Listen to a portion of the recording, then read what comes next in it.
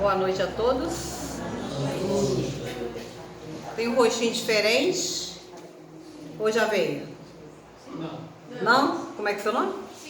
Cíntia. Já, né? Sejam todos bem-vindos. Gratidão por estarmos aqui reunidos. Já somos vencedores, né? Saímos das nossas casas, dos nossos lares e adentrar uma casa de amor e luz como a nossa. Nós temos aqui, Cíntia, uma biblioteca à disposição. Temos as palestras públicas nesse horário, de toda quinta-feira, de 20 horas às 21 horas. E na terça-feira estudo o livro a Gênese e também o trabalho mediúnico de 20h30 a 21h30 para trabalhadores. Isso está aberto ao público, somente o estudo, mas todos são muito bem-vindos. Nós vamos dar início à nossa reunião de hoje. Vamos fazer uma pequena leitura do livro Vida Feliz, de Joana de Ângeles. Quando desconheceres um assunto, confessa a tua ignorância a seu respeito. Não tens obrigação de saber tudo, de estar informado sobre todas as coisas. Questão de apreço é a honestidade de quem reconhece os próprios limites. E mesmo que estejas inteirado da informação que alguém te dá, ouve-a com paciência. Terás ensejo de conferi-la com as notícias que já tens, enriquecendo mais o teu conhecimento ou corrigindo-o. Uma pessoa que parece muito bem informada, às vezes tem somente um conhecimento superficial, aparentando mais do que sabe. Quem sabe ouvir, lucra sempre. E é o que a gente busca na nossa casa, passando os ensinamentos. A gente vem aqui para aprender, apreender o Evangelho de Jesus, os ensinamentos do Cristo. Então que a gente possa nesta noite, e todos que vêm, né, e têm essa experiência, que possa estar incutindo esses valores. Vamos fechar os olhos. Bondosos amigos, benfeitores espirituais, aqui estamos mais uma vez reunidos para o estudo dessa noite, onde o nosso irmão Aguinaldo nos trará as palavras, os ensinamentos do grande irmão e amigo Eurípides Barçanufo. Muito aprendizado pela frente, que possamos aprender e guardar tudo o que vier para nós essa noite. A espiritualidade amiga, os benfeitores, Jesus, nosso irmão e amigo, esteja sempre conosco. Hoje, agora e sempre, que assim seja. Graças a Deus, graças a Jesus. Aguinaldo é prata da casa, tá, gente? Então, a gente está muito acostumado. Seja bem-vindo.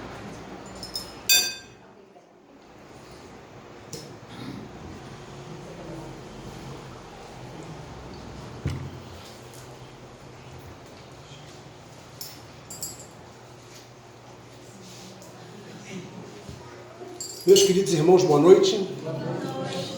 Que a paz de Jesus, o amantíssimo Mestre, se fortaleça cada vez mais entre nós. É um prazer poder retornar a esta casa e a oportunidade de trazer um assunto que eu não cheguei a falar aqui, mas é sobre Eurípides Barçanufo. Citando Corina Novelino, uma boa noite especial aos irmãos que estão vindo pela primeira vez, tá? Que sejam bem-vindos, que sejam constantes nesta casa, né? Desse lá de estudo e caridade. Bom, vamos lá. Falando de Corina Novelino. Corina Novelino procurou Chico Xavier uma vez e questionou ele o seguinte, que ela tinha vontade de fazer a biografia de Eurípides Barçanufo. Ela, em 1912, foi lá para a cidade de Sacramento, estudou ainda 6 anos com ele, há um parentesco entre eles, né, nas famílias, e ela perguntou ao Chico Xavier, e Chico Xavier respondeu o seguinte para ela: escrever sobre a vida de Eurípides Barçanufo seria quase o mesmo que fazer uma biografia de Jesus. Palavras de Chico. Então, quando nós falamos de Eurípides Barçanufo, nós vamos ver, através do exemplo, do trabalho dele, do dia a dia, o Evangelho na prática. Lembramos ainda que Corina Novellino, no ano de 1955, ela começou a psicografar um livro. E a Amália, sua tia, tinha a evidência, podia perceber, mas não percebeu o que era. Então ela fez o primeiro capítulo desse livro e parou. Mas ela tinha contato com o Chico Xavier, todos aqueles trabalhadores, até que um dia ela recebe uma carta do Chico Xavier. E essa carta do Chico Xavier, direcionada por Emmanuel, avisou para ela o seguinte, que o espírito de Eurípides Barçanufo estava querendo escrever um livro, já tinha iniciado através dela, e ela não sabia, não tinha percebido. Então aquilo foi júbilo, aquilo foi uma alegria, a euforia tomou conta e esse livro saiu. Em 1956 ficou pronto, mas ficou 14 anos guardado. Até que em 1970 ela entregou esse livro para um cidadão chamado Wallace Leal para revisar, e ele ficou 4 anos com esse livro e devolveu da forma que estava. Falou que estava tudo certo, não precisava acrescentar mais nada, que tudo estava ali dentro da simplicidade, dentro do que previa para atingir ao público. E esse livro, segundo Chico Xavier, uma daquelas personagens que estão ali, eu já tive a oportunidade de ler o livro. 2, ou era Lisandro ou Marcos, é a grande espera, que se passa lá na época dos essênios, onde Marcos, que era um filho de um romano, então abdicou de ser um guerreiro para seguir no caminho o caminho que os essênios já tinham aquela trajetória parecida com o pensamento de Jesus. Esse livro é a grande espera. E viajando por essas páginas, nós percebemos que aquele jovem Marcos travou contato com um adolescente. E quem era esse adolescente? Era Jesus. Naquele período em que ele ficou na sua preparação para depois vir trazer a mensagem para nós. Um livro muito interessante, de Corina Novellino também. Mas Eurípides Barçanufo, ele nasceu no dia 1º de maio de 1880, no dia do trabalho, No dia do trabalho, e já vinha com a sua tarefa definida. Foi em Sacramento, filho de Hermógenes Ernesto de Araújo e Jerônima Pereira de Almeida. Hermógenes era conhecido como Mogico, e a sua mãe, Dona Meca. Era uma família simples, uma família de 15 filhos. E por que eu vou falar o nome de cada um aqui? Porque no decorrer do trabalho de Eurípides, os seus irmãos colaboraram com isso. E é curioso porque os nomes são diferenciados. Temos aqui, por exemplo, a Maria Neomísia, eu vou falar o ano, tá? Que vai de 1876 até 1902. Mas a Maria Neomísia foi a primeira. Depois veio Eulógio Natal. O terceiro foi Eurípides Barçanufo. Quarto, Venefreda Dermencília. Depois Walter Cid Uilon. Arise Hermenencília, Odulfo Ardil, Eurídice Miltan, Eurice de Lã, Edalides Milan, Erite Tirani, Heródoto, que foi o que desencarnou quando ela tinha 8 meses, Elite Irani, Romilton Wilson e Walterville Wilman. Mas os nomes são diferentes, né? E uma vez perguntado ao pai dele, seu Mogico, por que ele botava os nomes diferentes, seu Mogico falou, é para que se um dia algum deles se tornar famoso, não causar problema para os outros. Estava adivinhando, né?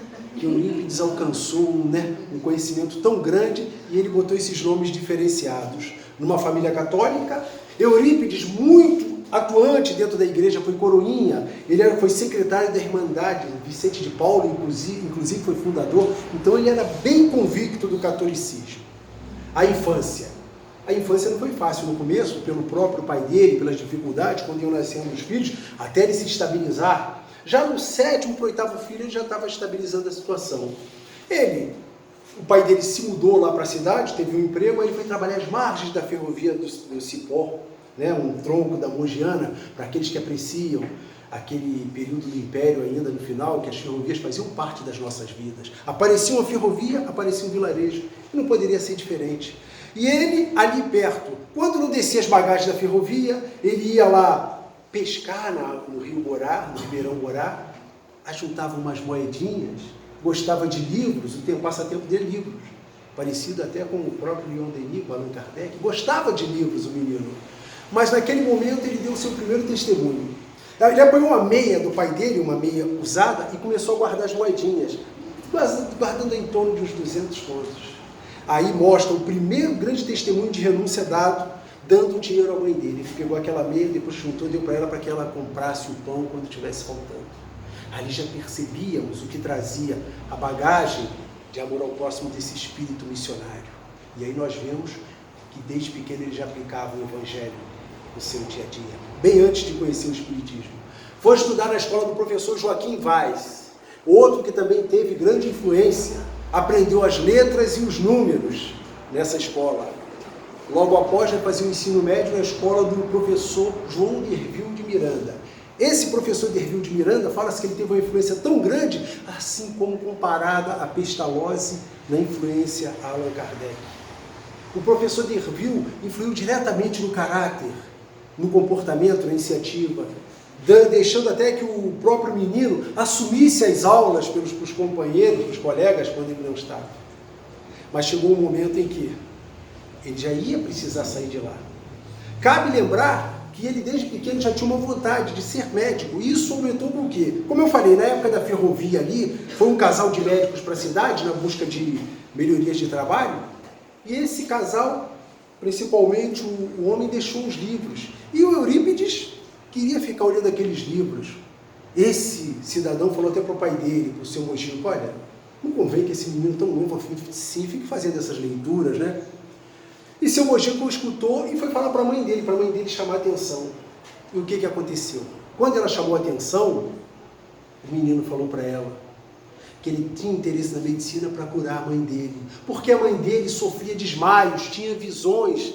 Então, para quem não conhecia essa relação do mundo espiritual, ela tinha problemas relativos a patológicos em relação à matéria. Quando ele falou isso para ela, ela ficou emocionada, as lágrimas caíram, e já era a preocupação dele bem pequena. Concluído esse ensino médio, o pai dele é chamado à escola.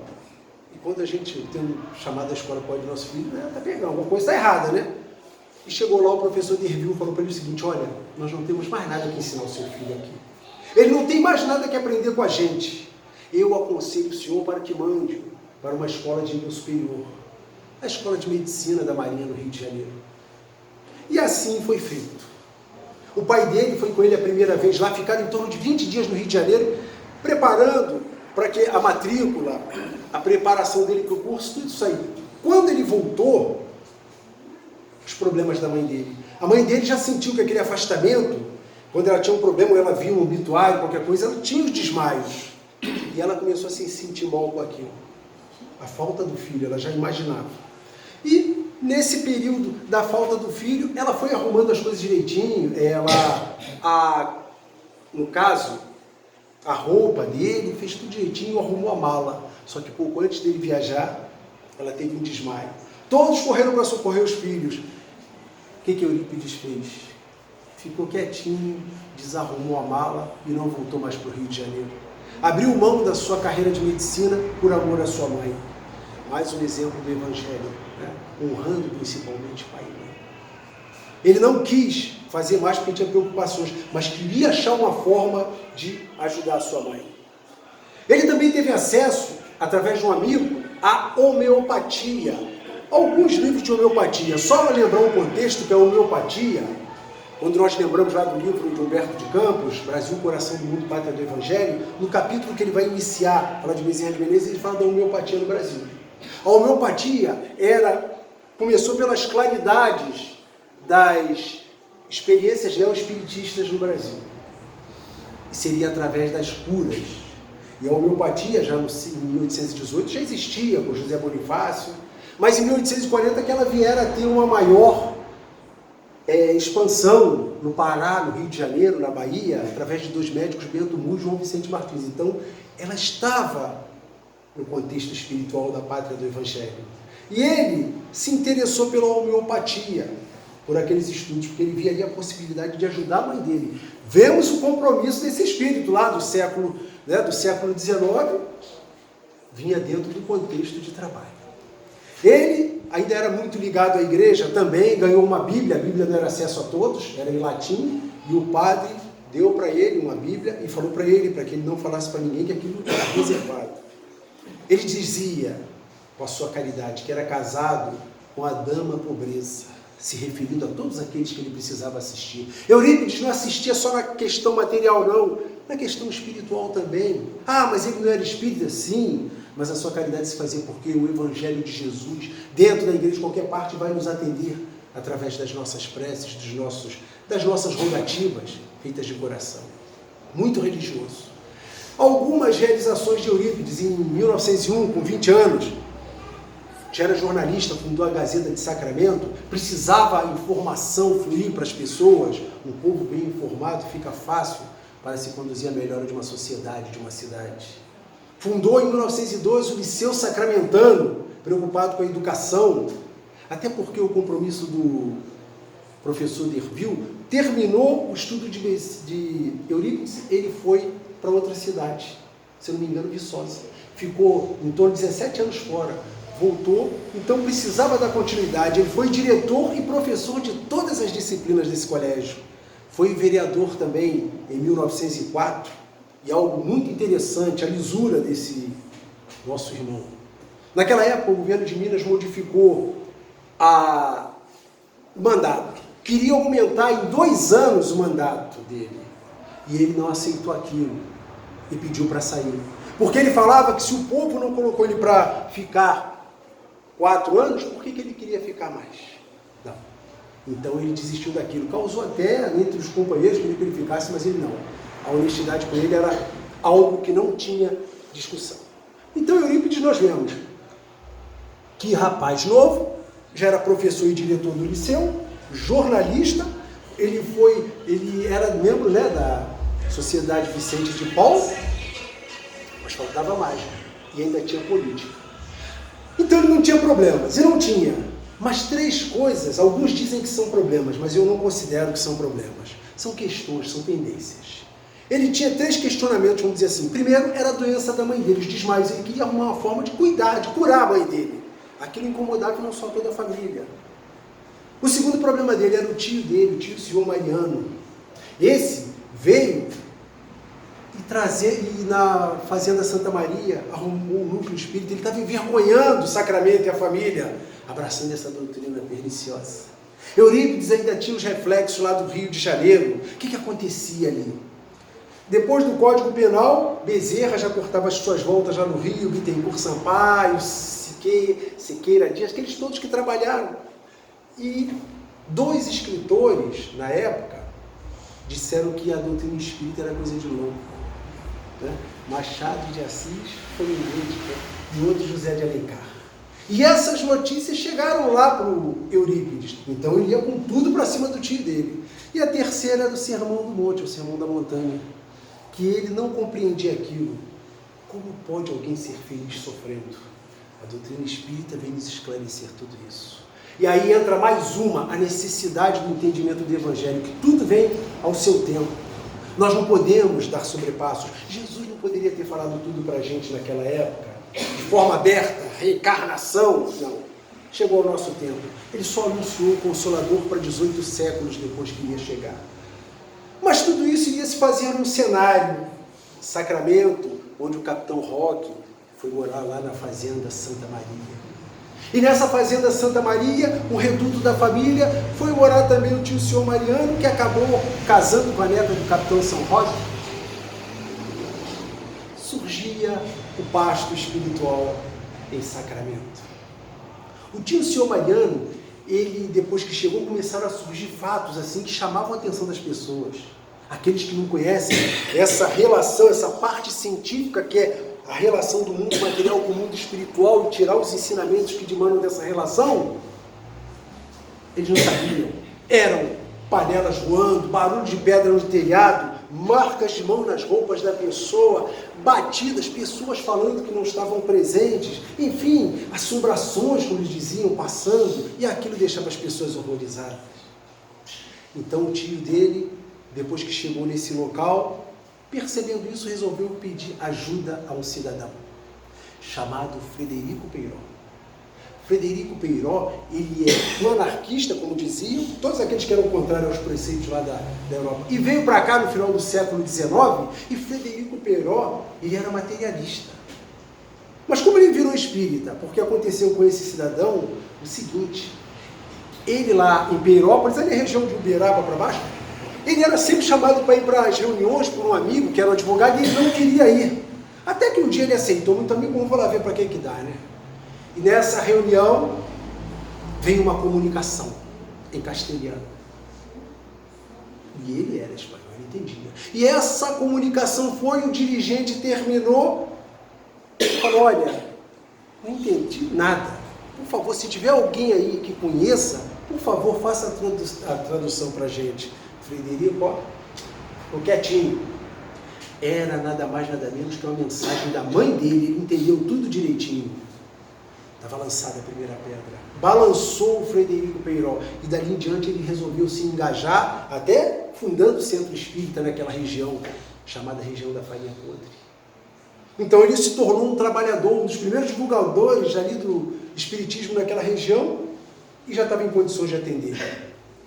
Ele foi chamado, chegando à Fazenda Santa Maria, pelo apelo do capitão São Roque, começou a observar os fenômenos lá, tudo que acontecia, mas temos que organizar. A doutrina espírita é estudo, é método, tem que organizar. Então ele percebeu primeiramente o conhecimento ali, que as pessoas que estavam ali possuíam um tipo de mediunidade, a maioria deles de efeito físico. Os fatos que aconteciam ali levavam a isso, então ele começou a organizar, separando os grupos para as reuniões, criou estudos, grupos ali, e aqueles trabalhadores começaram a se disciplinar no estudo, o que é uma necessidade. Todo local, não importa, estamos aqui em 2024, a necessidade do estudo para manutenção, né, dos pilares, dos basilares dessa nossa doutrina, a doutrina espírita. E assim, ele começou a organizar aquele trabalho, o incomodava. O capitão São Roque não gostava disso, porque ele era católico fervoroso e o tio senhor Mariano estava tratando-se da fazenda, mas fazia parte do trabalho. Tanto que em 1900 fundaram o Centro Espírita Fé e Amor, que funciona até hoje lá, no dia 28 de agosto de 1900. E os trabalhos foram correndo normalmente, foi dando método àqueles médios, e não eram médios superletrados, não. Eram médios de boa vontade e disposição para o trabalho. E assim a fazenda recebe a visita de um mensageiro do Rio de Janeiro, da FEB. E ele recebeu essa visita por quê? 1900, foi em 1900. Porque chegou ao Rio de Janeiro o conhecimento que Bezerra de Menezes estava se manifestando nessa região. Iniciou em 1900, isso aí já foi em 1904. 4 anos de Bezerra, mas para um espírito que mal tinha descido ao túmulo, já estava dando mensagem na Federação Espírita Brasileira, está indo 4 anos depois lá, não seria, né? Muita coisa. E ele foi lá, verificou realmente a veracidade dos fatos, os métodos que estavam sendo adotados, e deixou livros de presente lá. O tio senhor Mariano, que passou a dirigir o grupo. E assim foi seguindo o trabalho. Ele voltou para o Rio de Janeiro, estava devidamente chancelado o trabalho na Fazenda Santa Maria. O tio senhor Mariano tinha uma responsabilidade muito grande nas tarefas, não só com a logística dele, mas da própria casa. O que é a logística de uma casa? É uma lã que precisa, a manutenção, as contas em dias, tudo isso precisa. E ele viajava também para comprar os suprimentos e a Sacramento. E quando ele ia lá no interior, ele ficava hospedado na casa do sobrinho dele, da sua irmã. Eurípides, incomodado com aquele tio no espiritismo, era uma outra coisa que ele queria resolver. Naquele dia ele resolveu esperar o tio e pediu para a mãe dele arrumar o quarto dele dentro, junto com o quarto dele, a cama, no mesmo local, porque naquele dia ele ia tirar essa ideia perniciosa do tio dele, do tio senhor Mariano. E o tio chegou, depois de se acomodar, o jovem partiu para cima, inteligente, né? De uma inteligência admirável, e começou a falar com o tio dele a respeito do espiritismo. Até que em determinado ponto, o tio dele se deu como vencido. Eurípides venceu aquele diálogo. E o tio dele falou: meu filho, eu sou um homem rude do campo. Eu não tenho condições de discutir com você, que é um menino letrado, conhecedor de várias línguas. Eu não tenho mais o que falar. Mas faz o seguinte, tome esse livro aqui, que as respostas que eu não consegui te dar, você vai receber dele. O livro Depois da Morte, de Leon Denis. O primeiro livro traduzido dele para cá para a gente. E Eurípides pegou aquele livro e começou a fazer a leitura, já leu o prefácio, já se agradou. Alguns dizem que ali já começou a ruir o alicerce dele junto, né, à igreja. E ele começou a ler, olhava para o tio dormia, acordava, estava ele lendo o livro a noite toda. E estava lendo o livro. Realmente esse livro, depois da morte, ele é algo fantástico. Fantástico mesmo. E estava lendo e já começou a olhar diferente. De formas que chegou de manhã, ele, muito feliz, falou: tio, esse livro é um monumento. Mas ficou com o livro. E no dia seguinte pegou o livro, se dirigiu a uma outra região, embaixo das árvores da natureza, e continuou a ler o livro. Ali foi o primeiro passo para que Eurípides começasse a verificar que o tio dele tinha um pensamento bem maior. Embora não fosse tão letrado, mas que tinha um conhecimento maior, estava indo para uma doutrina que trazia as respostas para todos os questionamentos. Cada um de nós aqui, que está aqui hoje na doutrina espírita, não obstante ter vindo de berço, mas veio por um questionamento. Pode ter certeza que precisava saber o algo mais, aquela resposta em relação a determinadas coisas que acontecem, a sua conformação diante do retorno de um irmão à pátria espiritual, entender fatos que acontecem com a humanidade, como uma vez eu falei aqui a respeito de uma tragédia que aconteceu no circo, os acertos de contas, enfim, tudo isso Eurípides ia encontrar no livro de Leon Denis. E ele, balançado com aquilo ali, chega o dia, numa sexta-feira da paixão, do ano de 1904. Na fazenda Santa Maria já se estavam normatizados fazendo as reuniões. Isso aí era um compromisso já dos trabalhadores. E ele estava lá na cidade, a 14 quilômetros, falou para a mãe que ia para um outro lugar para fazer, né, numa outra cidade, a contabilidade do outro armazém do pai dele, seu Mojico, mas não foi para lá. Foi ele mais um companheiro. E era um dia de reunião. Mas, para surpresa, todos na fazenda eram espíritas, todos os lugares estariam ocupados. Mas ele chegou lá e viu 2 lugares sobrando. Aquilo já chamou a atenção. Porque ele não avisou que iria, não quis nem chamar para que não causasse nenhum contratempo.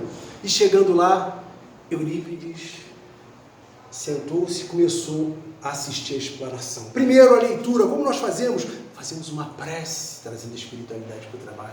Depois a leitura do Evangelho, transcorre as mensagens e vai para a parte mediúnica, e ele assistindo tudo aquilo com respeito. Mas em determinado momento, através do pensamento, que nós sabemos que nós interagimos com a espiritualidade, ele formula a seguinte pergunta: se é verdade, ele ainda tinha dúvida sobre as bem-aventuranças, e se é verdade que pode existir comunicação entre os mortos para conosco, eu gostaria de que João Evangelista viesse através de Aristides, que ele sabia, que ele conhecia, que o parentesco era próximo de todos, que era um médium que não tinha conhecimento, não sabia fazer um O, uma garrafa, como diziam, e quero que seja através de Aristides que me venha a explicação das bem-aventuranças através de João Evangelista. Ele formulou isso, pensamento. No decorrer da reunião, Aristides se levanta e começa a fazer a mais bela explanação que Eurípides já tinha escutado. Fala a ele de todas as bem-aventuranças, explica uma a uma. E no final, me permita a licença poética, ele assina verbalmente João o Evangelista. Acabou para Eurípides. Ali ele tinha a resposta de que, através do ensinamento dos Espíritos, mesmo Aristides, que mal sabia escrever, mas proferia palavras com uma profundidade enorme que até Canuto de Abreu iria elogiar, como elogiou Bezerra. E naquele dia, ele participou daquela reunião, muito emocionado que ficou, e depois foi se retornar na reunião seguinte. Mas ele já foi preparado para assistir mais uma reunião. A doutrina espírita já estava chegando nele de uma forma bem aprofundada, recuperando o passado dele. E chega nessa reunião, ele chega atrasado, mas se senta lá atrás. a reunião já tinha iniciado. E naquele momento ele recebe a entidade, o tio dele, Mariano, recebe o Dr. Bezerra de Menezes. E o Dr. Bezerra de Menezes convida para que ele venha adentrar e sentar-se à corrente. Dr. Bezerra de Menezes faz a sua saudação, mas diz para Eurípides o seguinte: eu vou dar o espaço porque agora tem uma entidade de maior envergadura que precisa falar com você agora. Quando vem São Vicente de Paulo das boas-vindas a Bezerra, fala para ele que o trabalho da Bezerra, não, Eurípides, fala para ele que seria ele importante naquele trabalho. Ele já dirigia uma entidade com o nome, mas ele ia trabalhar de uma forma mais produtiva através do ensinamento dos Espíritos. Fala para ele que teria dificuldade, ele iria praticamente perder tudo, mas que a tarefa dele iria começar a ser trabalhada por ali. Então ele retornou, depois daquela reunião, ele foi à igreja e lá se desligou, porque o Espírito havia dito para ele se desligar da igreja, mas que não se magoasse, que ele continuaria trabalhando naquela mesma causa. Mas naquela noite estava reservado algo mais importante. Terminada aquela peroração de Dr. Bezerra de Menezes, todo o aparato, a noite já caía, era tarde. E de repente, ele pergunta para o tio dele: tio, quem é Carlos? Um doente. Aí o tio dele: Carlos, meu filho. Carlos é um rapaz, ele mora isolado aqui para dentro da mata, ele mora, ele está muito doente e tal. Pois é, tio, ele está sem comida e sem água. Eu sei, meu filho. Não, mas amanhã a gente vai. Ele: não, amanhã não. Tem que ser hoje. Tem que ser agora. E o tio Mariana falou para ele: mas meu filho, olha a dificuldade, é tarde, é o mato. Os bichos, as feras, como é que nós vamos até lá? A casa dele, ele vive isolado, ninguém quer chegar perto dele. Como é que nós vamos fazer para chegar lá? É perigoso. E Eurípides fala para ele: trabalhando em nome de Deus, não tem perigo. E aí vem restabelecer para nós a confiança que o Evangelho nos traz.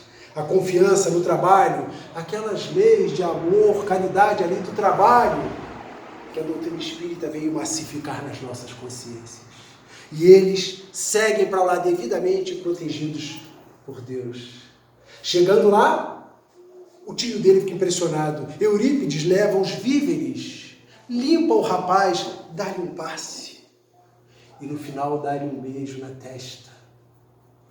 Aquilo chamou a atenção. O tio dele percebeu que naquele momento estava iniciando o apostolado de um verdadeiro trabalhador do Cristo.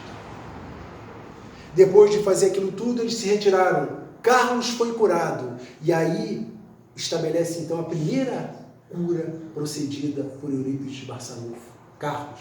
A segunda seria sua mãe, através da terapêutica espírita do trabalho. Porque, meus irmãos, nós sabemos que nas nossas reuniões mediúnicas, nós recebemos nossos irmãos em condições bem adversas, mas que muitos depoimentos são dados que eles, através do trabalho, passam pelo seu tratamento, mas através do trabalho se recuperam das suas marcas perispirituais trazidas por existências pregressas, onde desviaram do caminho da justiça de Deus. E tem que responder na lei de causas e efeitos. Mas vamos dar continuidade. Ele se desligou da Irmandade Vicente de Paulo, continuou no trabalho. Torna-se espírita. E as perseguições se tornam muito pesadas. São os escolhos que nós temos que passar, assim como aconteceu com Allan Kardec, que sucumbira diante de momentos em que estava sozinho, o próprio Bezerra na Federação Espírita, os nossos pioneiros da Federação Espírita, também outros que passaram dificuldades, não seria diferente com ele. As perseguições são enormes. O colégio começa a ter problema, que eles já tinham o liceu sacramentano. Quando souberam que ele virou espírita, o que aconteceu? Os pais não aceitavam aquilo. Queriam tirar os alunos de lá, mas por enquanto ele foi se sustentando naquilo e abrindo mais caminhos. Fecha a porta, mas a janela se abre. Ele fundou a farmácia espírita, Esperança e Caridade. E o que era essa farmácia? Porque ele tinha o objetivo não só cuidar da mãezinha dele, mas dos necessitados.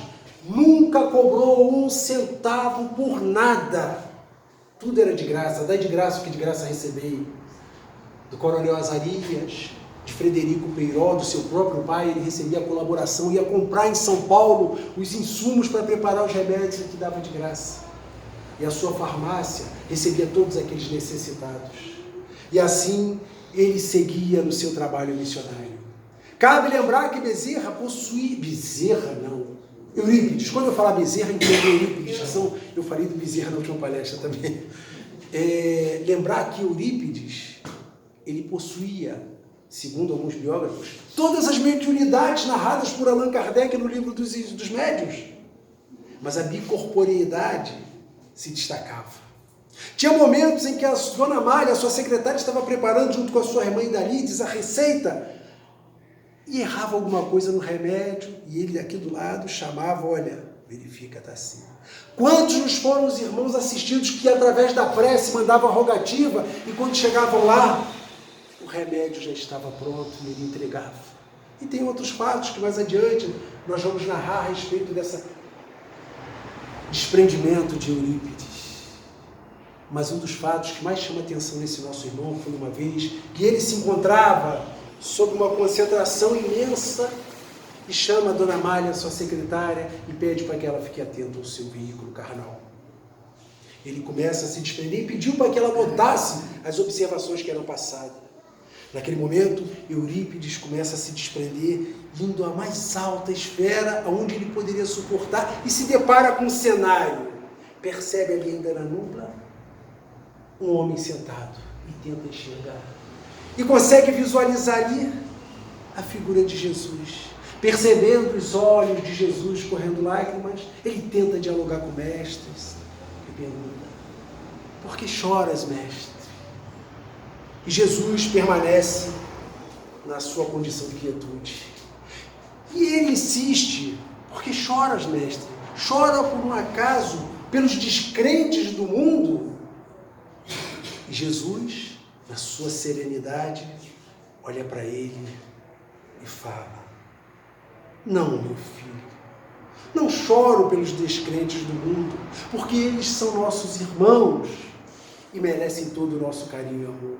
Choro sim por aqueles que conhecem o Evangelho e não o aplicam. E outras considerações foram feitas. Eurípides começa a se desprender, retornando, mas ainda no transe, Amália continua fazendo anotações. E essas anotações, a posteriori, ele iria verificar as orientações. Mas ele chegou com a convicção essa de quando ele retornava daquele transe, ele nunca mais iria deixar de trabalhar na seara do Cristo. Até o seu último dia de pé, ele ia exercer a caridade e o trabalho com Jesus. E assim foi feito.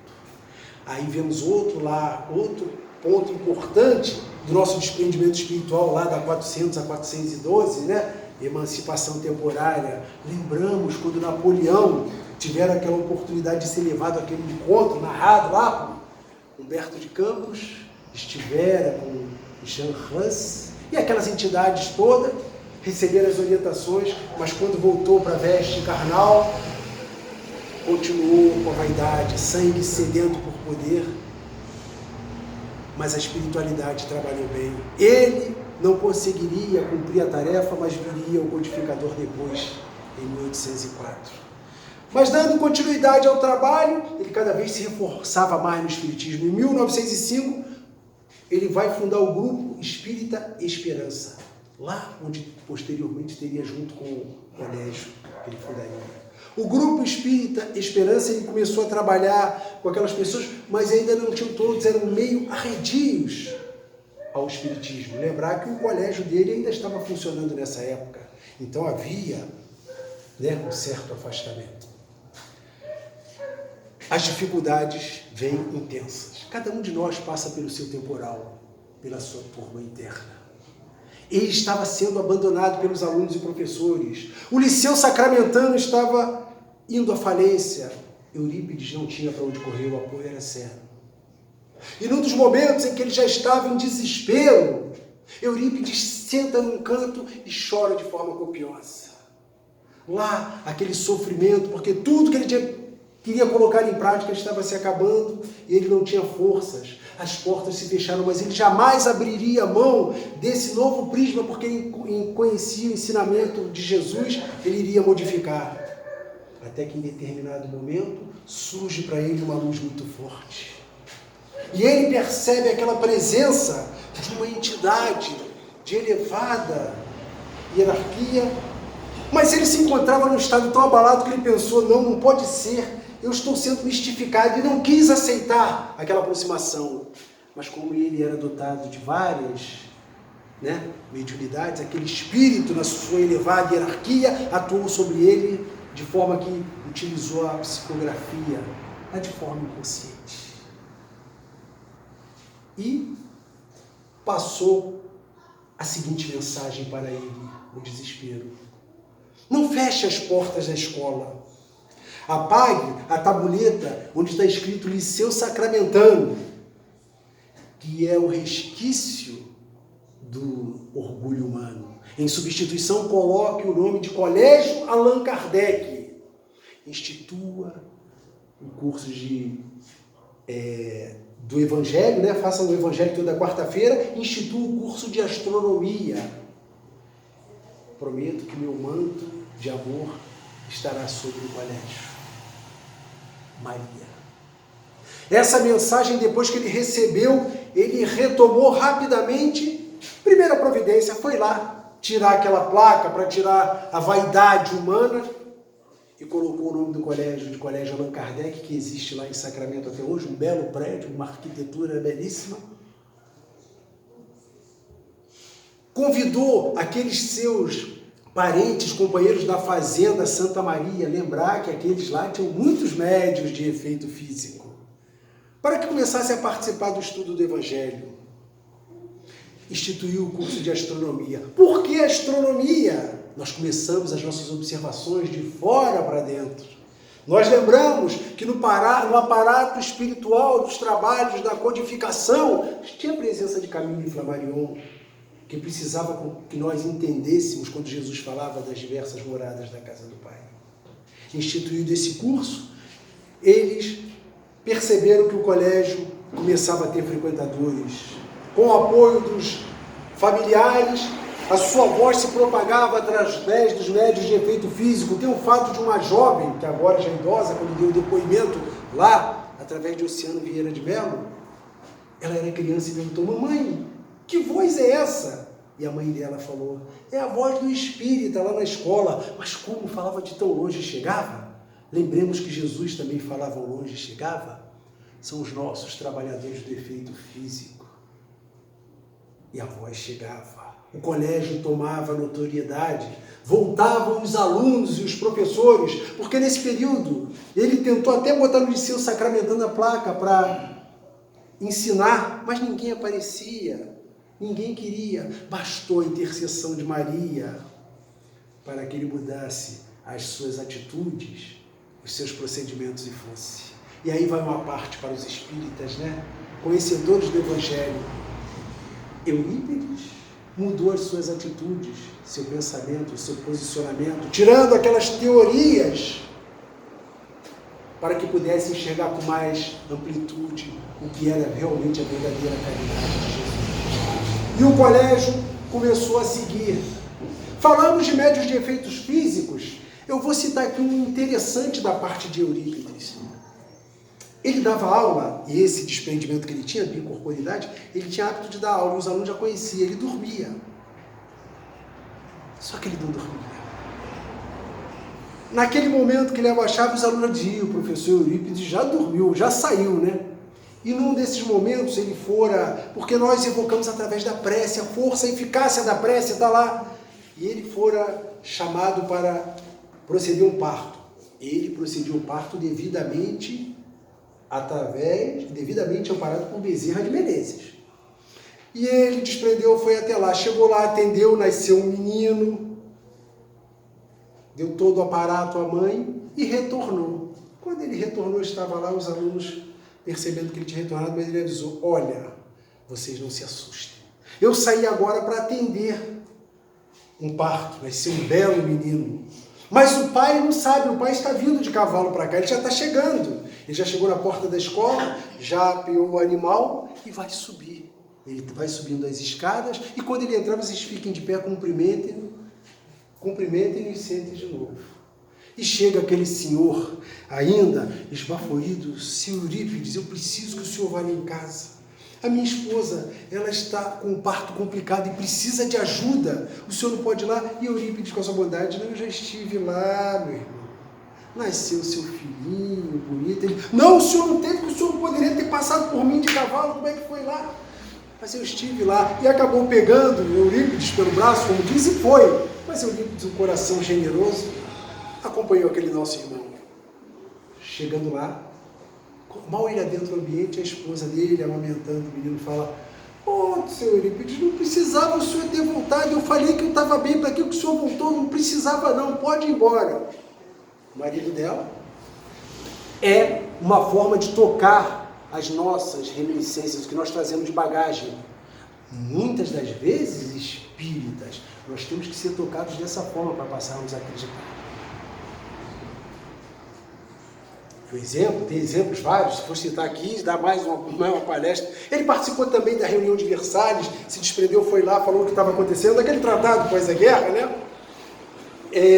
Uma pedra no rio, aquele transporte, que ele vinha com os alunos, ele gostava muito de mostrar a natureza, e ele percebeu uma pedra bonita, uma beleza da natureza, pegou como se fosse aquela pena, mandou que os alunos escrevessem o nome, pegou aquela pedra e jogou no Ribeirão Borá. E foram para a escola. Chega lá, a pedra estava em cima da mesa dele. Olha, aquilo é uma demonstração, não é exibicionismo, é uma demonstração do que se pode ser utilizado através das propriedades benéficas que Deus nos coloca e que devem ser bem utilizadas. Mas vamos seguindo aqui. Dentre as suas dificuldades, chegariam também aqueles que queriam impor barreiras. Quem faz o bem, não adianta, por mais que nós estejamos na seara do bem, vamos encontrar nossos detratores. Nós estamos aqui, o que diz a expiação? Lá, o livro dos Espíritos, vamos voltar na questão 132, com a finalidade da encarnação, é botar o espírito, né, para evoluir. Deus a impõe para levar o espírito para progredir, para evolução. Pode ser por expiação ou missão. E o que consiste a expiação? É o espírito passar por todas as vicissitudes, né, da trajetória dele, corpórea. É isso aí.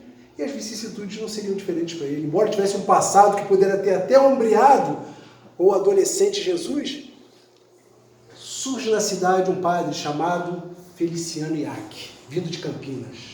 Era um verdadeiro detrator do espiritismo e foi para lá disposto a acabar com a farsa de Eurípides Barçanufo, acabar com ele, destruí-lo. E esse padre fazia as pregações. E uma dessas pregações, ele foi muito agressivo. E Eurípides, com a sua propriedade de se desprender até lá, assistiu toda a pregação. Até o momento em que ele ofendia a pessoa de Eurípides, estava tudo bem. Mas a partir do momento em que ele começou a ofender a doutrina espírita, Eurípides não. E esse padre propôs fazer em praça pública um duelo. Quis propor Eurípides debater em praça pública, 2.000 pessoas juntadas lá na única praça da cidade. E o padre Feliciano Iac começou e falou bastante, falou o que quis, o que não quis, a doutrina diabólica. Mas profundamente ele fez referências até ao Código Penal, que já estava lá atrás, e que todos deveriam merecer o mármore, coisas desse tipo. Eurípides escutou aquilo tudo em silêncio, mantendo a serenidade que tem que ser peculiar ao trabalhador cristão. Ele assume a tribuna, sabendo que naquela multidão já tinha o fator positivo da aceitação, pelos bens que Eurípides fazia a todos. E ele já começa saudando o seguinte: que a paz de Deus esteja conosco.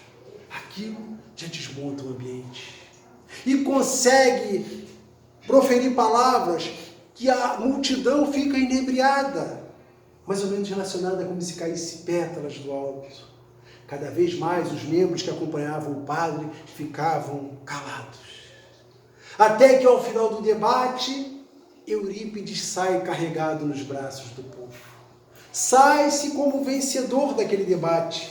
Mas nas entrelinhas nós sabemos que Eurípides, um homem humilde, não fazia questão dos holofotes. Ele falou que quem venceu aquele debate, na verdade, foi Jesus. Como Jesus estava dos dois lados, ele considerava esse debate um empate. Porque o próprio padre depois poderia reconhecer que ele estava no caminho errado. Que ele tivesse a misericórdia de reconhecer isso ainda encarnado, para não acontecer que nem aquele padre do Alto de Fé de Barcelona, que precisava reconhecer, mas reconheceu só depois desencarnado e contou com a misericórdia dos espíritas para o socorrer. Tiveram outras curas também do coronel Azarias, que estava desenganado pelos médicos. Curou, Eurípides curou, e isso gerou uma raiva por parte da medicina local. Surgiu até um processo de utilização da medicina de forma ilegal. O que acontecia? Ele tinha a farmácia homeopática, e essa farmácia era a mesma calçada da farmácia de Antônio Neto, Antônio Augusto Neto, formado na Universidade de Ouro Preto, uma farmácia pomposa, e a dele era simples, 2 portas, e só vivia cheia, e a do outro camarada vivia vazia. E ele não aceitava isso. Esse cidadão era presidente do membro do clero, lá do Conselho do Clero, mas ele entrou na justiça por conta dele, não envolvendo o clero naquela contenda. E esse processo se arrastou por tempo. Algumas noites sem dormir. Com Chico aconteceu isso também, né? No processo Humberto de Campos, faz parte do nosso fortalecimento. E esse processo foi correndo até que chega o dia do depoimento. Bezerra não, Eurípides, mas aqui está falando o nome do Bezerra aqui, que vai... Eurípides chega daquela forma confiante para o depoimento. E ele vai andando pelo caminho e observa, na cumeira do colégio Allan Kardec, a presença de Ismael, o anjo Ismael, que viera trazer para o Brasil a abertura e o direcionamento. Percebe na cumeira da farmácia Bezerra de Menezes, no seu sinal positivo, vai por fé que tudo vai dar certo. E percebe mais adiante, Jesus, ao chegar próximo do local onde seria o tal evento, Jesus passa de confiança, porque ele estava no caminho certo. O que aconteceu? Não tinha como processar esse homem.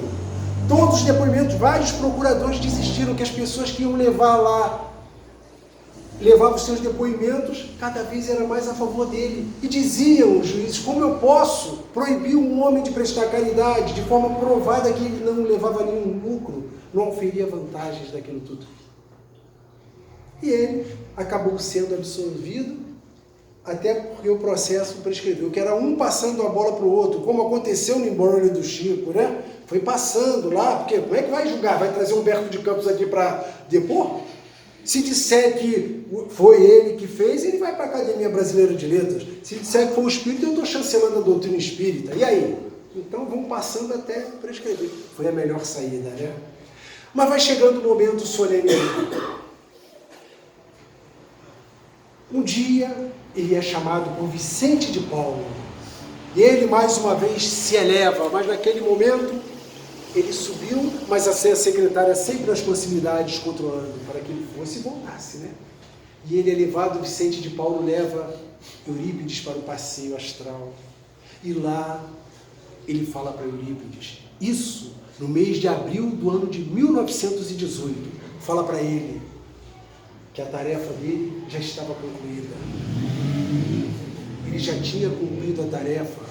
Resumindo, já estava falando para ele que estava na hora dele encerrar o seu trabalho, estava chegando perto. Que ele ia voltar e dar continuidade à sua tarefa ali nos poucos tempos. Eurípides já tinha noção que ele ia desencarnar, mas já tinha uma visão elevada do que é a desencarnação. Essa visão, meus queridos, que nós estamos lutando contra as nossas más tendências para entendermos esse mecanismo de passagem. Que daqui a 100 anos, né, a perspectiva de 100 anos, né, nós já somos um passado que vai ser bem lembrado. Amor e luz vai estar aqui, mas nós vamos ser o passado. E ele já tinha essa noção. Naquele período, o Brasil era cometido, várias partes do mundo, pela gripe e influenza, que os portugueses, de forma jocosa e para provocar os espanhóis, diziam que era espanhola. Até ali tinha briga, né? A gripe espanhola, deixando 25 milhões de vítimas. Era um período conturbado. Não se tinha os recursos. Cabe lembrar que a capital do Império já havia sofrido algumas coisas lá com a vacinação obrigatória, né? A mudança, tirar o Morro do Castelo e levar para os lugares, os problemas. Então a população já sofria com isso. Alguns saíram de lá. E não era diferente no Brasil. Falava-se nisso, nessas pandemias, lógico. Foi bem menor do que agora. Mas 25 milhões de doentes. 24 de outubro, por ali, Eurípides já estava com os sintomas. E as pessoas falando para ele parar, para ele sossegar, para ele se cuidar. Ele, não, eu não posso deixar nenhum meu irmãozinho sofrendo, eu tenho que ajudar. E até quando o corpo não aguentava mais em pé, Eurípides continuou socorrendo seus companheiros. A pedido de sua mãe, quando ela via que não dava mais, que ela falou, meu filho, vai deitar. E Eurípides se deitou. Deitou o seu envoltório carnal para não mais levantar. Dia 1º de novembro de 1918. Ou seja, em abril ele recebeu a mensagem e trabalhou esse período todo. Às 5h30 da manhã. Ele que providenciou medicamento para tantos, mas naquele momento ele não tinha um medicamento para socorrer próprio. E que deixou o compromisso dele pautado no ensinamento de Jesus, que jamais faltaria aos seus companheiros, como ele colocou lá, que no último dia, até o último momento, ele estaria de pé, e cumpriu. Espalha-se o sofrimento em sacramento. A essa altura, sua mãe, Dona Meca, já estava curada dos desmaios. E ela, ao chegar, tomar conhecimento e poder admirar o corpo do filho bem amado, ela só fala, meu filho está morto. Vemos o progresso de Dona Meca. Se fosse outra condição, né, ela teria passado mal. E Eurípides seguiu para as esferas superiores e continua trabalhando conosco. Está sepultado lá no cemitério de Sacramento, onde em 1947, ao lado dele foi sepultado seu tio Mariano, um ao lado do outro.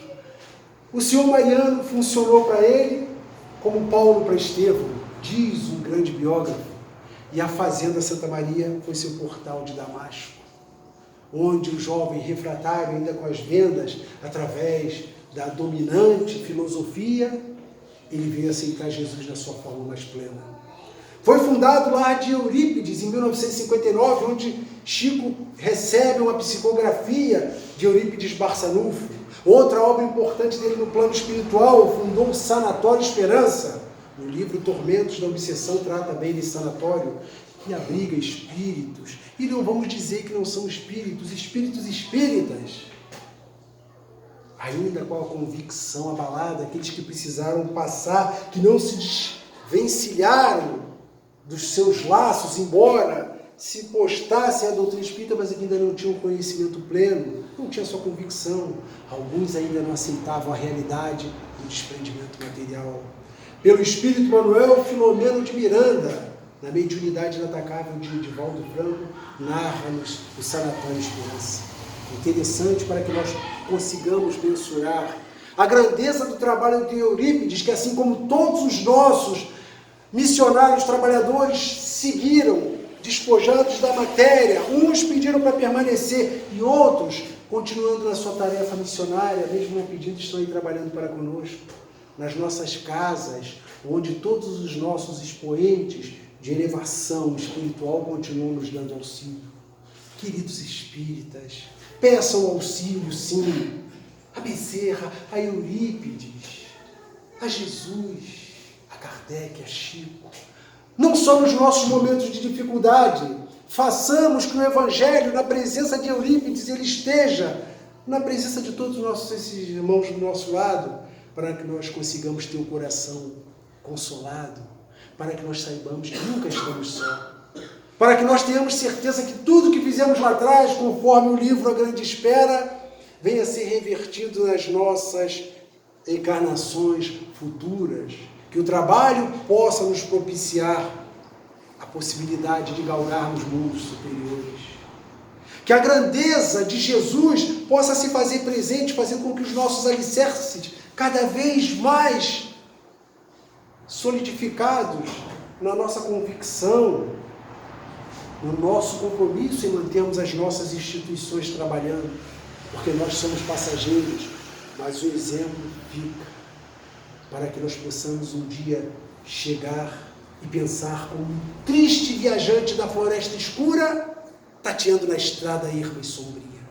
Alcancei a aflição do último dia, esmagado na sombra da amargura. Mas além do pavor da sepultura, eis que a paz novamente me sorria. E ave exalçando a graça da alegria, embriaga a minha luz vibrante e pura.